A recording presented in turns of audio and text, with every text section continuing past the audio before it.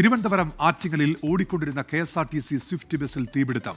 ബസ്സിലെ മൊബൈൽ സോക്കറ്റിൽ നിന്ന് തീ പടർന്നു എന്നാണ് സൂചന.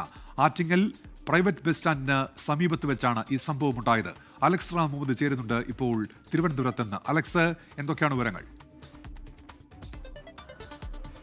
ഉന്മേഷ, വൈകുന്നേരം 4:30 മണിയോടുകൂടിയായിരുന്നു ഈ അപകടം. തിരുവനന്തപുരത്ത് നിന്ന് കോഴിക്കോട് ഭാഗത്തേക്ക് പോവുകയായിരുന്നു KSRTC സ്വിഫ്റ്റ് ബസ്. ഇത് ആറ്റിങ്ങൽ പ്രൈവറ്റ് ബസ് സ്റ്റാൻഡിന് അടുത്തെത്തുമ്പോഴാണ് ഇതിൽ തീപിടുത്തം ഉണ്ടാകുന്നത്.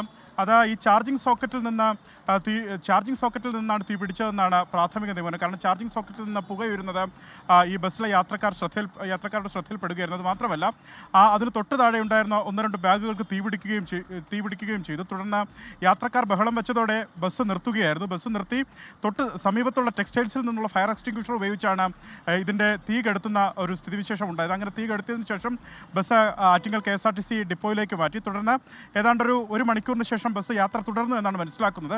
ബസ്സിൽ നിറയെ യാത്രക്കാരുണ്ടായിരുന്നു എന്നുള്ളതാണ് ഏറ്റവും പ്രധാനപ്പെട്ട കാര്യം. വലിയ അപായമാണ് ഒഴിവായതെന്നുള്ള കാര്യത്തിൽ തർക്കമില്ല. അത്തരത്തിൽ ആളുകളുടെ കൃത്യമായ ഇടപെടൽ, അത് മാത്രമല്ല ബസ് നിർത്തി ടെക്സ്റ്റൈൽസിൽ നിന്നടക്കം ഈ അഗ്നി കെടുത്തുന്ന ഉപകരണം എത്തിച്ച് തീ കെടുത്തുന്നുള്ള ഒരു സംവിധാനം കൂടി സ്വീകരിച്ചത് കൊണ്ടാണ് അത്തരത്തിൽ അപായമില്ലാതെ മാറിയത്. ആ പ്രദേശത്ത് ഏറെ സമയം ഇതുമൂലം ഗതാഗതക്കുരുക്ക് രൂപപ്പെട്ടതായും നാട്ടുകാർ പറയുന്നുണ്ട്. നടക്കുന്ന വലിയ അപകടം ഒഴിവായി. ഏതാണ്ട് വൈകുന്നേരം 4:30 മണിയോടുകൂടിയായിരുന്നു ഈ അപകടം. ശരി, അലക്സ് റാം മുഹമ്മദാണ് വാർത്തയുടെ വിശദാംശങ്ങൾ നൽകിയത് തിരുവനന്തപുരത്ത്. ലോകത്തെവിടെയായാലും ഏത് സമയത്തും 24 വാർത്തകളും ഓഗ്മെന്റഡ് റിയാലിറ്റി പാക്കേജുകളും എക്സ്പ്ലെയിനറുകളും വിശദമായി കാണാൻ ഞങ്ങളുടെ യൂട്യൂബ് ചാനൽ നിങ്ങൾക്ക് സബ്സ്ക്രൈബ് ചെയ്യാം.